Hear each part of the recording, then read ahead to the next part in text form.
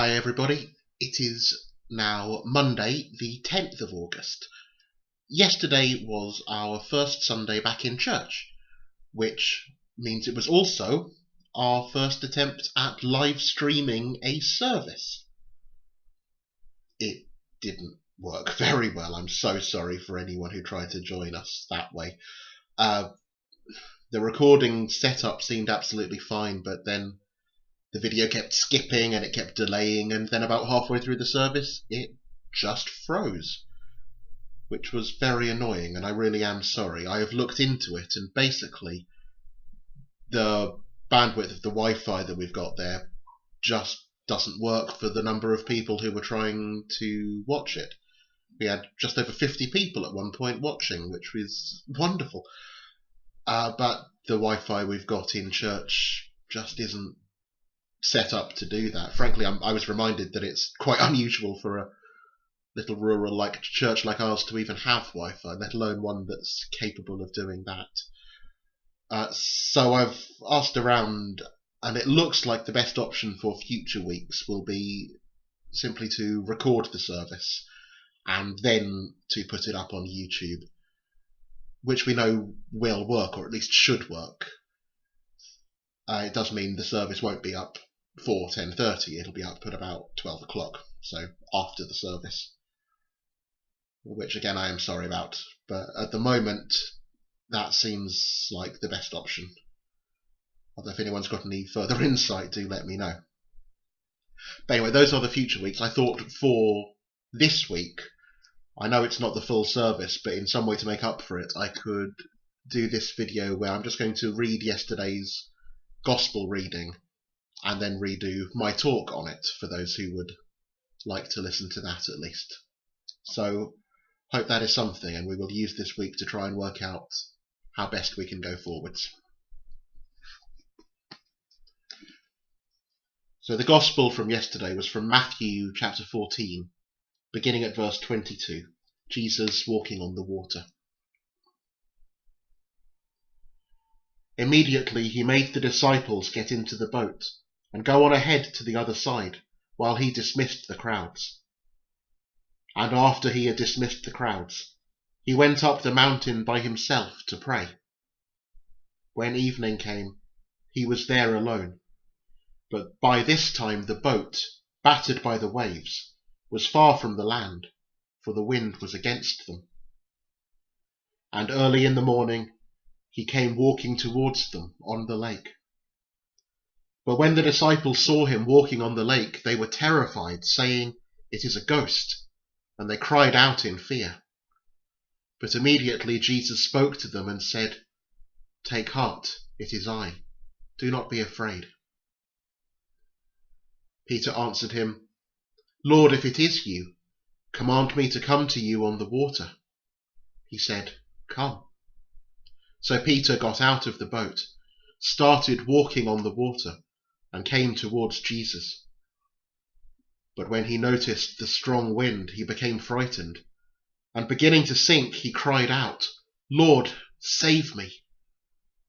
Jesus immediately reached out his hand and caught him, saying to him, "You of little faith, why did you doubt?" When they got into the boat, the wind ceased, and those in the boat worshipped him, saying, "Truly, you are the Son of God."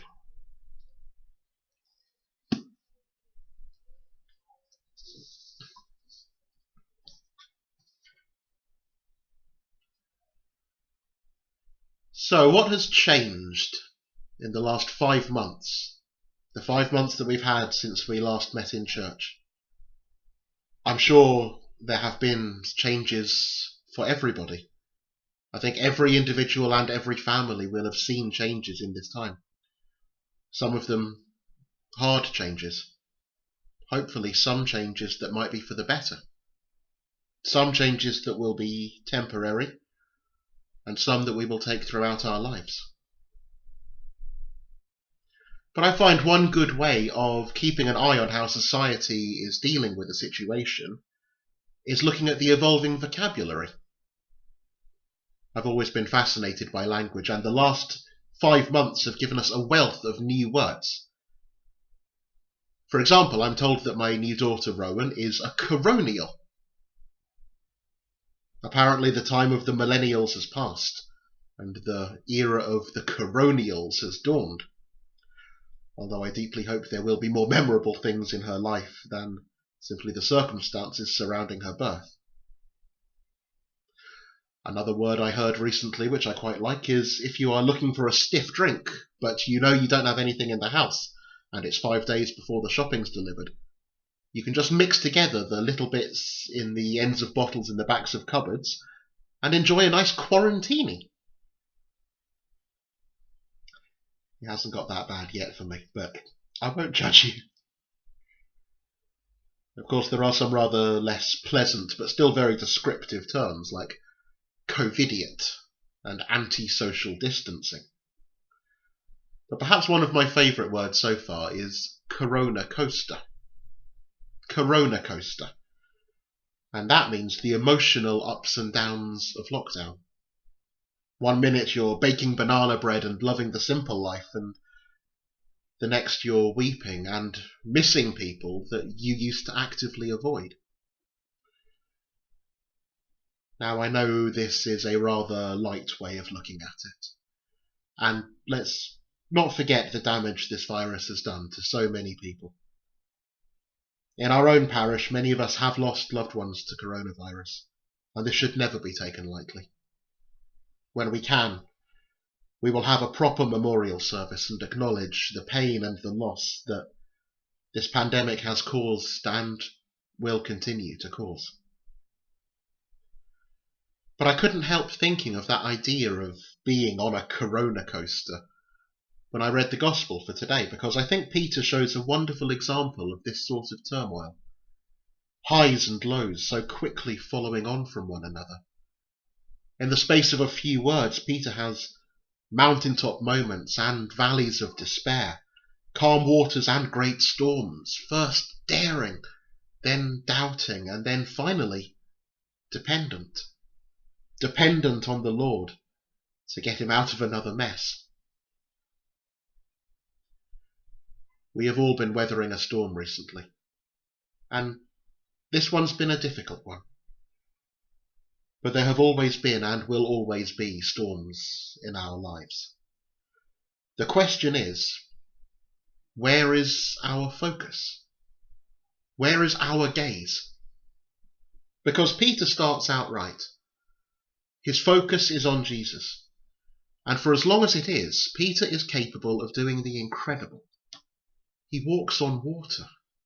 He walks towards Jesus. But then he loses his focus.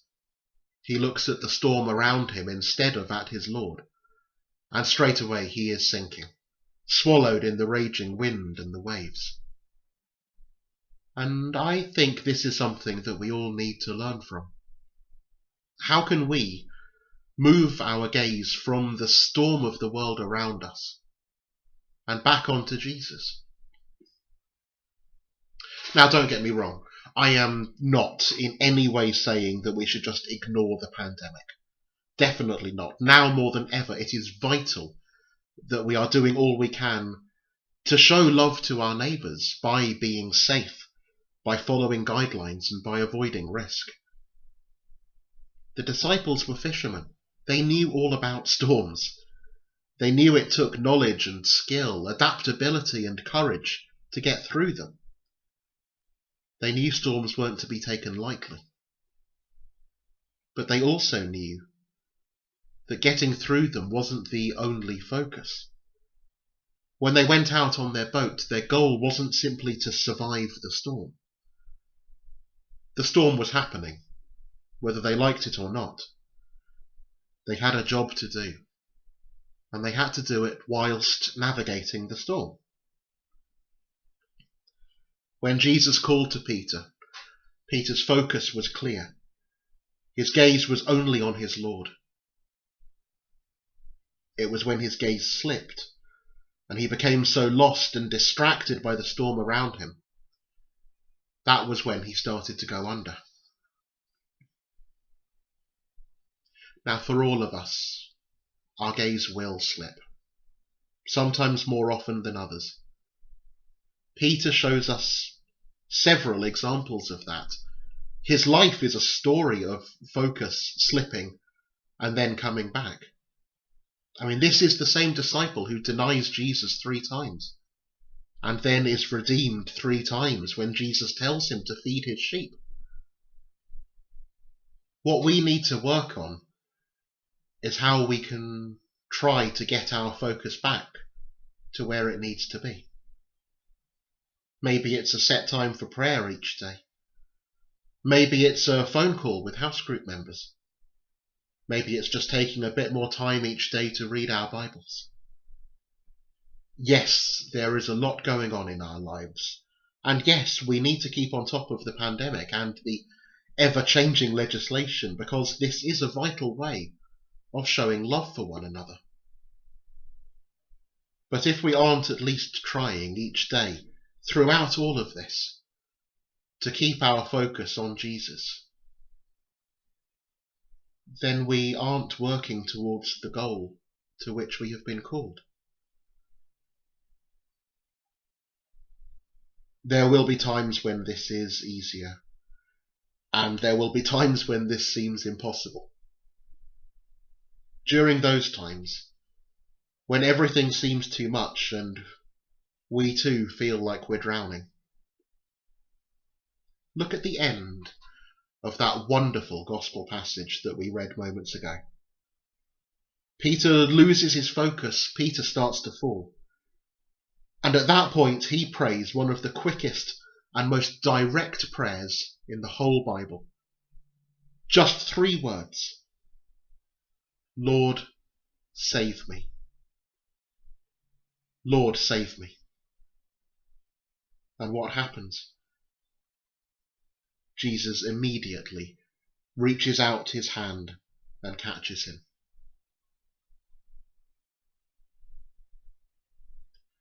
We all lose our focus on Jesus from time to time, and we should all be trying to find ways to get it back. But we should never lose heart, because we can know for certain that even in those times when we have lost sight of Jesus, he has never, never lost sight of us. Amen.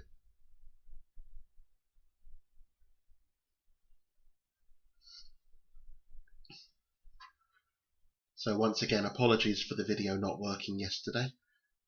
I hope for those who wished to engage that was something that at least we can listen to and talk about. And we will keep working towards next Sunday and see what we can do. Until then, take care. God bless.